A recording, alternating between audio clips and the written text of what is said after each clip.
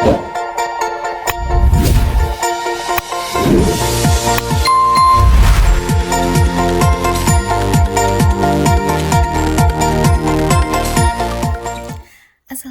warahmatullahi wabarakatuh. Halo teman-teman, kembali lagi bersama saya Dela Zaroh. Nah, sekarang pada pembahasan video kali ini kita sudah sampai di materi bab 11, yakni tentang create, views, and edit file, atau membuat, melihat, dan mengedit file di administrasi sistem jaringan. Nah, sekarang nih apa saja yang akan kita bahas untuk video kedepannya? Oke, jadi di sini ada beberapa hal yang akan saya bahas untuk video kedepannya, yaitu tentang mengenai std-in, std-out, dan juga stdr. Ada juga pengenalan Vim, edit file dengan Vim, perintah more and less, dan juga yang terakhir ada perintah head and tail. Nah, langsung saja kita masuk ke materi yang pertama, yaitu mengenai std-in, std-out, dan stdr. Nah, jadi untuk gambaran std-in, std-out, dan stdr ini tuh kurang lebih seperti ini ya teman-teman. Jadi pada sistem operasi Linux, setiap program yang dijalankan di terminal, dia itu memiliki 3 jalur komunikasi standar, yaitu std-in atau standar input, ada juga std-out atau standar output, dan juga yang ketiga ada stdr atau standar error. Nah, ketiganya ini tuh merupakan apa sih? Jadi, stdn ini tuh atau bisa dibilang standar input adalah jalur masuknya data ke dalam program. Contohnya, semisal saya mengetikkan perintah ls nih di terminal, maka itu masuknya sebagai input ke program ya teman-teman. Nah, lalu ada juga nih std-out atau standar output. Nah, std-out ini tuh hasil keluaran normal dari suatu program yang berhasil dijalankan. Contohnya tadi, semisal saya mengetikkan perintah ls. Nah, maka daftar file yang muncul di layar ini tuh disebut std-out. Nah, lalu yang ketiga nih ada juga stdr atau standar error.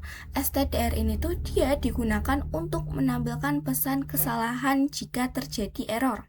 Misalnya ketika saya ingin mencoba membuka file 2.txt, namun saya menggunakan perintah cd. Nah, itu dia akan menampilkan stdr teman-teman, karena yang kita tahu cd ini tuh dia adalah perintah untuk kita membuka suatu direktori, sedangkan kita mengetikkannya itu adalah sebuah file, maka dia otomatis akan menampilkan error. Nah, jadi di Linux ketiga jalur ini tuh dia juga memiliki nomor masing-masing teman-teman. Semisal di sini std-in dia bernomor 0, lalu std-out dia juga bernomor 1, dan stdr dia bernomor 2. Nah, lalu kalau semisal kita menginputkan sesuatu seperti tadi yang saya contohkan, nah dia akan menampilkan dua jawaban ini teman-teman, antara std-out kalau semisal dia berhasil dan stdr kalau semisal dia gagal. Jadi seperti itu. Jadi untuk lebih jelasnya lagi kita langsung masuk ke prakteknya saja ya teman-teman. Nah, oke teman-teman, sekarang saya sudah masuk ke Debian terminalnya. Di sini ketika saya mencoba menginputkan perintah ls, lalu saya ketekan enter, maka dia akan menghasilkan output. Jadi ls ininya ini tuh dia merupakan sesuatu perintah yang kita inputkan. Lalu untuk yang di sini dia merupakan hasil output dari ls ini teman-teman. Nah, lalu di sini saya akan mencoba membuat suatu file dengan perintah touch, namanya contoh.txt gitu ya. Nah, lalu kita enter. Nah, coba sekarang saya ls. Nah, dia di sini untuk file contoh.txt-nya sudah keluar ya, teman-teman. Nah, sekarang nih saya akan mencoba masuk ke file contoh.txt ini tuh dengan menggunakan perintah cd, teman-teman. cd lalu contoh.txt, coba kita enter. Nah, dia otomatis tidak akan bisa masuk ke cd contohnya ini teman-teman, atau dia akan menampilkan error seperti ini. Nah, kenapa? Karena contoh ini tuh contoh.txt ini tuh dia merupakan suatu file, bukan directory. Seperti yang kita tahu, perintah cd ini tuh kan dia digunakan untuk kita memasuki suatu directory atau folder. Nah, sedangkan di sini kita mencoba memasuki suatu file. Nah, maka sistemnya otomatis akan mengirimkan jawaban error seperti ini, teman-teman. Nah, oke teman-teman, sekarang nih bagaimana caranya kita agar bisa menyimpan hasil perintah di terminal Linux ke dalam sebuah file menggunakan fitur yang disebut redirect output. Nah, secara umum setiap perintah yang kita ketikkan pada Linux terminal, semisal nih ls. Nah, dia akan langsung menampilkan hasilnya di dalam layar terminal seperti ini ya, teman-teman. Nah, sekarang redirect output yang biasanya disimbolkan dengan tanda lebih besar seperti ini fungsinya adalah membelokkan hasil tersebut. Jadi, alih-alih akan muncul di layar seperti ini, dia hasilnya justru akan disimpan ke dalam sebuah file teks. Nah, mari kita langsung ke praktiknya saja ya teman-teman. Misalnya di sini saya ingin menyimpan daftar isi folder saat ini, yaitu ls ya, output ls ini tuh ke dalam sebuah file bernama show.txt. Nah, caranya di sini kita ketikkan perintah ls, lalu tanda lebih besar, dan setelah itu file show.txt. Coba saya enter. Nah, di sini teman-teman, ls adalah perintahnya, dan kemudian tanda lebih besar ini tuh akan memasukkan hasil daftar file tersebut ke dalam sebuah file bernama show.txt. Nah, meskipun file show.txt-nya ini tuh belum saya buat, Linux dia akan otomatis membuatnya, teman-teman. Nah, untuk melihat file show.txt-nya, kita menggunakan perintah cat show.txt. Setelah itu kita enter. Nah, dia otomatis di sini akan langsung memunculkan output dari ls tadi, teman-teman, yang sudah saya ketikkan perintahnya. Nah, selanjutnya nih saya akan mencoba membuat suatu directory terlebih dahulu, teman-teman. Di sini saya clear aja ya biar lebih plong. Di sini saya akan mencoba membuat directory bernama test2.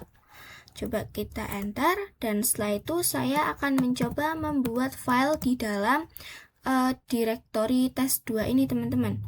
Kita test2, setelah itu slash, kita kasih namanya itu isi test2.txt gitu. Kita enter. Nah, coba kita ls, sebentar, kita cd test2-nya dulu. Enter, coba saya isi. Nah, dia di sini pada directory test2 sudah terdapat file bernama isi test2.txt, teman-teman. Sekarang coba saya kembali dulu ke home user. Nah, oke. Nah, namun perlu diingat jika kita melakukan redirect lagi dengan file yang sama nih. Misalnya saya ketikkan perintah ls test2, lalu tanda lebih besar, setelah itu show.txt gitu. Nah, sekarang saya enter. Coba sekarang saya ingin melihat hasil dari show.txt-nya, teman-teman. txt.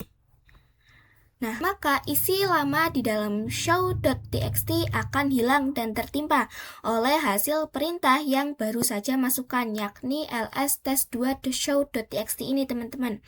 Lalu bagaimana nih kalau kita ingin hasil yang baru ditambahkan di bawah isi yang lama tanpa menghapusnya? Nah, caranya adalah dengan menggunakan tanda lebih dari sebanyak 2 kali seperti ini, teman-teman. Nah, semisal di sini saya coba ls show.txt terlebih dahulu. Coba saya cat show.txt, enter. Nah, sekarang kita coba ketikkan perintah ls test2, lalu tanda lebih darinya sebanyak 2 kali. Setelah itu show.txt. Coba kita enter dan kita lihat untuk show.txt-nya. Nah, maka untuk isi dari file contoh.txt ini tuh dia sudah ada ya teman-teman, sudah tidak tertimpa lagi. Sebelumnya kan ketika saya mengetikkan perintah ini ls get show yang sebelumnya, dia kan yang tertampil hanya isi dari tes2 ini teman-teman, direktori tes2. Nah, lalu yang isi dari ls seperti ini dia tertimpa.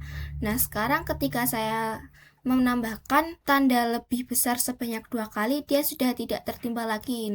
Jadi data lama dia akan tetap aman dan data baru berhasil ditambahkan gitu. Nah, sekarang kita lanjut ke materi berikutnya, yaitu mengenai pengenalan Vim. Oke, sekarang kita akan masuk ke materi berikutnya, yaitu tentang editing with Vim. Nah, jadi Vim itu merupakan apa sih? Nah, Vim ini adalah merupakan salah satu text editor yang paling populer dan sering digunakan di lingkungan sistem operasi Linux, baik itu Debian, Ubuntu, maupun CentOS. Nah, sebagai calon sistem engineering, menguasai Vim adalah sebuah kewajiban karena kita akan sering menggunakannya untuk mengedit file konfigurasi. Nah, jadi di sini ada gambaran mengenai editing with Vim. Nah, jika kita by defaultnya masuk ke editing dengan Vim nih, kita akan langsung diarahkan ke by default, yaitu bernama command mode. Nah, pada command mode ini tuh kita tidak bisa mengedit apapun atau mengetikkan apapun pada mode command ini teman-teman. Nah, untuk bisa mengeditnya, kalian bisa pergi ke mode insert dengan mengetikkan tombol I atau huruf I pada keyboard laptop kalian atau komputer kalian. Nah, jika dirasa sudah selesai mengeditnya, kalian bisa keluar dengan menggunakan tombol ESC pada keyboard. Nah, dia akan langsung otomatis diarahkan ke command mode lagi, teman-teman, seperti ini. Nah, jika dirasa sudah selesai mengedit dan juga ingin menyimpan dan keluarnya, kalian bisa menggunakan perintah ini, teman-teman, #2 w key. Nah, jadi w itu merupakan write dan key ini tuh merupakan quit, atau w key ini tuh digunakan perintah yang digunakan untuk menyimpan dan keluar dari editing Vim ini, teman-teman. Jika dirasa kalian sudah sedikit paham, kita langsung saja masuk ke terminal Debian desktopnya, teman-teman. Nah, oke teman-teman, saya sudah masuk ke terminal Debian desktopnya. Nah, sebelum memulai, kalian harus memastikan dulu nih, Vim-nya sudah terinstall pada sistem Anda. Nah, jika belum, Anda harus masuk sebagai root dulu, teman-teman. Tidak boleh sebagai user biasa, karena dia tidak akan mendapatkan izin. Nah, untuk caranya, kita masuk ke mode root terlebih dahulu, lalu memasukkan passwordnya. Enter. Nah, di sini saya sudah masuk ke mode rootnya. Nah, untuk cara menginstal Vim-nya ini tuh cukup gampang, teman-teman. Kalian bisa ketikkan perintah apt min get install Vim. Nah, jika sudah kita enter, nah di sini kita tinggal sedikit menunggu. Nah, di sini kita ketikkan perintah ketik y, teman-teman. Kita enter. Nah, dia di sini sedang mengerjakan. Kita tunggu sebentar.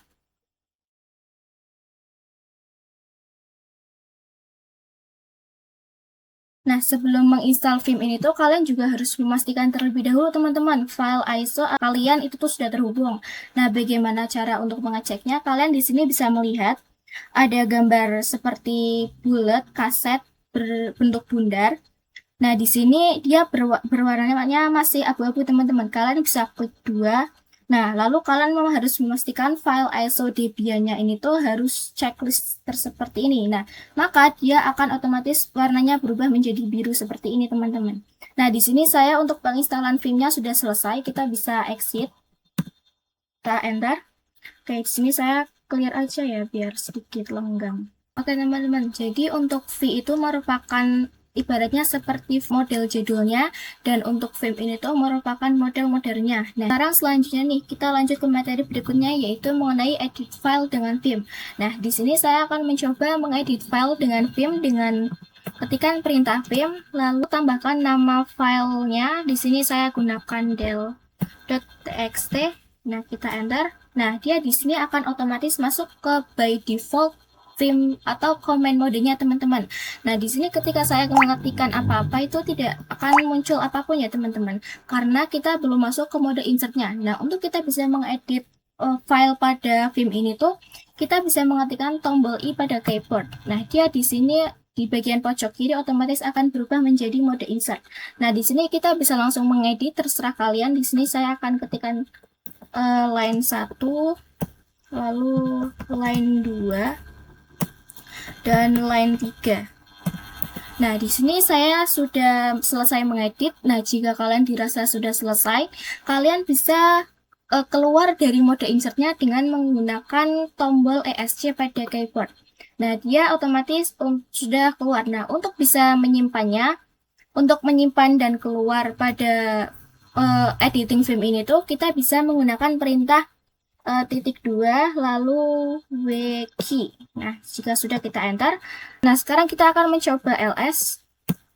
Nah, jadi dia di sini untuk file del.txt-nya sudah ada ya teman-teman. Nah, di sini untuk kita bisa melihat file del.txt-nya, kita bisa menggunakan perintah cat del.txt.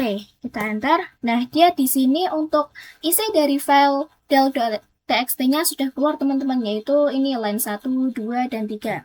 Nah, selanjutnya nih saya ingin mencoba menambahkan editing lagi pada file .dela.txt. Nah, dia di sini otomatis akan diarahkan ke file yang sebelumnya sudah saya buat teman-teman, yaitu file del.txt. Nah, karena pada file del.txt itu sudah memiliki isi yaitu line 1, 2, dan 3, maka dia otomatis kita akan diarahkan ke file yang del.txt. Nah, di sini saya akan mencoba menambahkan huruf baru atau tambahan editing dengan kita masuk ke mode insert, lalu saya coba menambahkan editing yaitu line 4. Nah, jika sudah kita ESC, lalu kita ×2 W key, kita W key, ya sudah kita enter. Nah, coba kita cat del.txt. Kita enter. Nah, dia di sini untuk line 4-nya sudah muncul, teman-teman. Nah, lalu gimana nih? Saya ingin mencoba melakukan perubahan tanpa mengubahnya. Nah, caranya cukup mudah. Kita bisa masuk ke file del.txt-nya. del.txt. Kita enter. Nah, di sini saya akan mencoba menghapus line 4, 3, dan 2, teman-teman.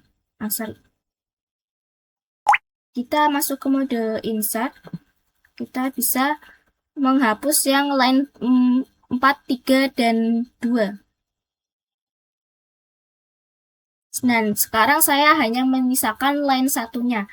Nah, sekarang saya akan mencoba keluar, lalu ×2. Nah, untuk cara kita bisa tanpa menyimpan perubahannya, kita cukup menggunakan perintah Q saja teman-teman, dengan tambahan tanda pentung atau tanda seru seperti ini. Nah, jika sudah kita enter, nah coba kita cat del.txt. Nah, dia untuk line 4, 3, dan 2-nya itu tidak terhapus teman-teman, karena sebelumnya saya hanya melakukan perubahan tanpa menyimpannya. Nah, jadi seperti itu.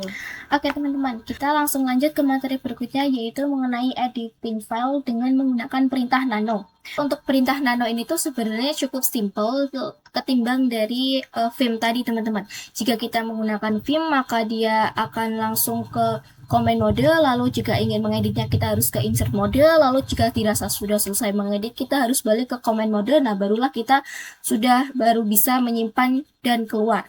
Nah, dengan menggunakan nano ini tuh sebenarnya lebih praktis ketimbang Vim teman-teman. Nah, bagaimana caranya? Langsung saja seperti ini caranya. Jika kita ketikkan perintah nano lalu dela.txt, kita enter. Nah, jadi untuk pengertian nano ini tuh sebenarnya sama dengan Vim. Jika file dela.txt ini tuh sebelumnya sudah ada, maka dia akan langsung mengedit, dan jika file dela.txt ini tuh sebelumnya tidak ada, maka dia otomatis akan langsung membuat dan mengedit. Nah, di sini karena saya untuk file dela.txt-nya ini tuh belum ada, maka terminalnya ini tuh akan langsung membuat dan mengedit dengan ini tuh tampilannya masih mentahan seperti ini, belum saya sentuh sama sekali. Nah, di sini saya akan mencoba mengetikkan perintah baris 1 gitu. Misalnya ya, di sini baris 1, baris 2, enter, baris 3. Nah, jika dirasa sudah selesai, kalian bisa melihat nih di bagian bawahnya ini tuh terdapat banyak sekali menu pilihan. Nah, di sini untuk tanda panah yang diarahkan ke atas, ini tuh tandanya CTRL atau control. Pada keyboard kalian itu tulisannya CTRL ya nanti. Ini tuh di sini ada banyak sekali menu pilihan yaitu Ctrl X, ada juga Ctrl O dan juga Ctrl F. Di sini itu masih banyak sekali. Nah, di sini untuk menyimpannya ini tuh sebenarnya cukup gampang. Di sini kita bisa menggunakan pilihan yang Ctrl X. Di keyboard kalian ketik Ctrl X secara bersamaan. Kita Ctrl X. Nah, di sini dia menanyakan apakah kita ingin menyimpan perubahan pada file yang kita edit, teman-teman, yaitu dela.txt-nya. Di sini saya akan Y. Nah, jika sudah mengetikkan Y, kita bisa enter, teman-teman. Nah, sekarang saya ingin melihat file dela.txt-nya. Di sini kita cat dela. Nah, di sini dia untuk file dela.txt yang kita edit pada perintah nano sudah ada, teman-teman, yaitu baris 1, 2, dan 3. Nah, selanjutnya nih, sekarang saya ingin menambahkan baris 4 dan 5 pada file dela.txt.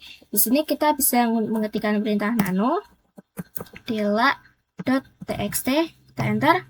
Nah, di sini saya akan mencoba menambahkan baris 4 dan juga baris 5. Nah, di sini saya akan mencoba menggantikan menggunakan pilihan yaitu Ctrl O.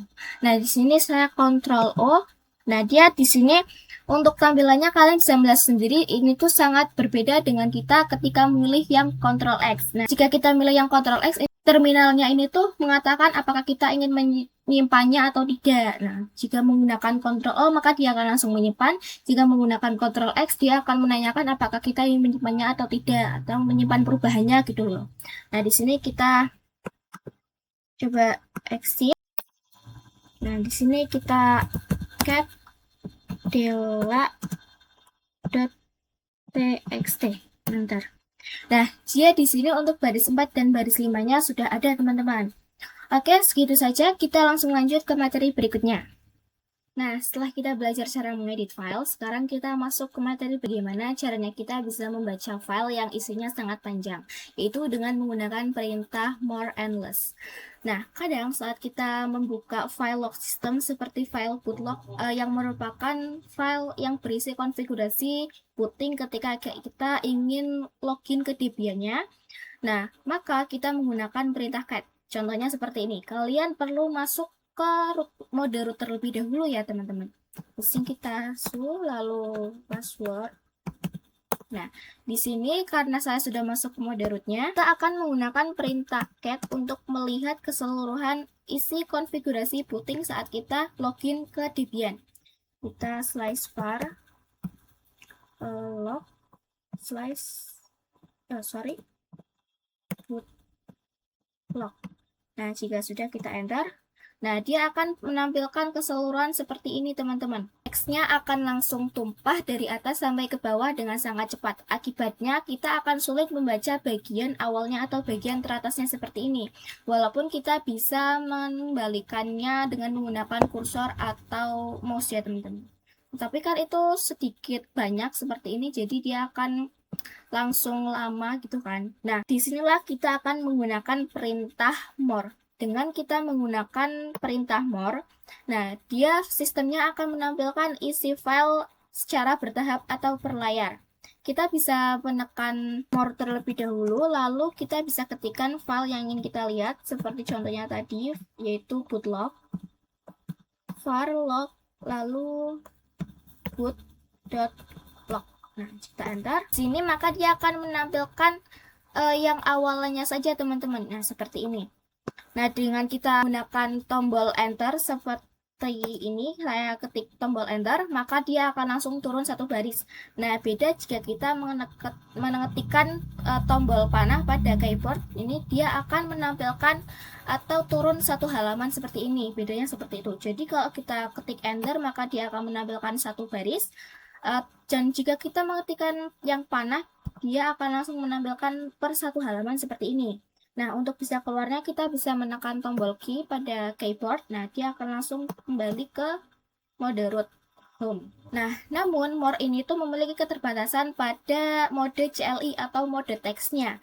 Nah, kita hanya bisa membaca maju ke bawah, nah tapi tidak bisa kembali ke atau scroll ke atas seperti ini. Kalau pakai yang Debian desktop kan dia kebantu dengan mouse atau kursornya ya. Nah, jadi kalau ada teks yang terlewat pada CLI gitu kan, kita harus mengulang perintahnya dari awal. Nah, untuk menutupi kekurangan dari perintah more tadi ya teman-teman, Linux menyediakan perintah yang lebih efektif, yaitu menggunakan perintah less. Nah, di sini saya clear terlebih dahulu biar lebih lenggang. Nah, di sini untuk perintah less sebenarnya cukup gampang. Kita more-nya tadi diganti dengan less, lalu slice var log, lalu boot.log. Kita enter. Nah, dia akan menampilkan tampilan seperti ini. Sama seperti tadi kita menggunakan more. Cuman bedanya kalau kita pakai yang less, kita bisa meng-scroll ke atas ke bawahnya ini tuh dengan menggunakan tanda panah atas bawah pada keyboard teman-teman. Jadi bedanya seperti itu. Kalau kita pakai yang less ini tuh kita bisa meng-scroll ke bawah atau ke atasnya dengan menggunakan tanda panah seperti ini. Untuk keluarnya juga sama, kita tinggal ketik Q pada keyboard. Nah, maka dia otomatis akan kembali ke tampilan seperti ini. Oke, jadi untuk materi more endless cukup sekian, kita langsung lanjut ke materi berikutnya. Nah, selanjutnya materi terakhir yang tidak kalah penting yaitu perintah head and tail. Jadi untuk perintah head and tail itu sebenarnya cukup sama dengan perintah more endless dan cat tadi, yaitu digunakan untuk melihat suatu isi file konfigurasi gitu. Nah, jadi untuk perintah head and tail gitu, sesuai namanya, perintah ini digunakan untuk mengambil bagian kepala atau bagian akhir dari sebuah file konfigurasi. Nah, jadi perintah head gitu digunakan ketika kita hanya ingin melihat berapa baris pertama saja dari sebuah file. Nah, secara default atau standar jika kita mengetikkan head gitu, head kepala ya, diikuti nama file yang ingin kita lihat, sistem akan menampilkan 10 baris pertama. Nah, contohnya nih, kita masuk ke terminal desktopnya. Nah, di sini kita ketikkan perintah head, sorry.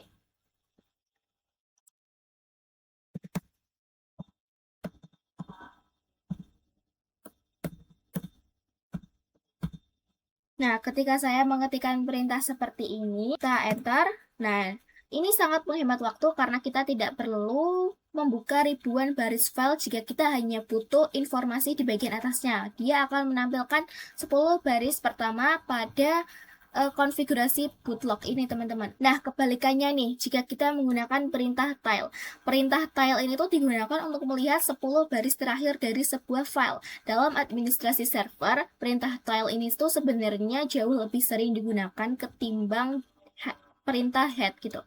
Kita bagian headnya itu tuh diganti menjadi tile seperti ini. Kita enter. Nah, dia maka akan menampilkan 10 baris terakhir pada file konfigurasi bootlock. Nah, kita juga bisa memanipulasi jumlah baris yang ingin ditampilkan. Misalnya, kita hanya butuh melihat 3 baris pertama nih. Maka perintahnya adalah head min n 3. Begitu juga dengan tile. Jika kita ingin melihat 5 baris terakhir, kita gunakan tile min n 5. Lebih tepatnya seperti ini teman-teman. Jika saya pakai yang head dulu. Lalu kita menggunakan tambahan min n 3 diikuti nama filenya gitu. Jadi dengan tambahan min n 3 ini tuh saya ingin melihat informasi 3 baris utama pada bagian awal konfigurasi bootlock. Tuh, kita enter. Nah, dia akan menampilkan 3 baris pertama pada file bootlock. Nah, sebaliknya saya ingin melihat 3 baris terakhir pada file bootlock ini. Ini min n perintahnya sama teman-teman, cuma di bagian awalnya kita ganti menjadi tile gitu. Kita enter. Nah, maka dia akan otomatis menampilkan 3 baris terakhir pada perintah pada file bootlock ini teman-teman. Demikianlah materi mengenai pengenalan STD-in, STD-out, STDR, pengenalan Vim, cara mengedit file dengan Vim dan juga Nano, dan cara melihat isi file dengan more and less, head and tail, dan juga cat. Nah, dengan menguasai perintah-perintah dasar yang sebelumnya saya sudah ajarkan, tugas kita dalam mengelola sistem Linux akan menjadi jauh lebih mudah dan efisien. Terima kasih atas perhatiannya. Apabila ada kekurangan dalam saya menyampaikan materi, saya mohon maaf sebesar-besarnya. Wassalamualaikum warahmatullahi wabarakatuh.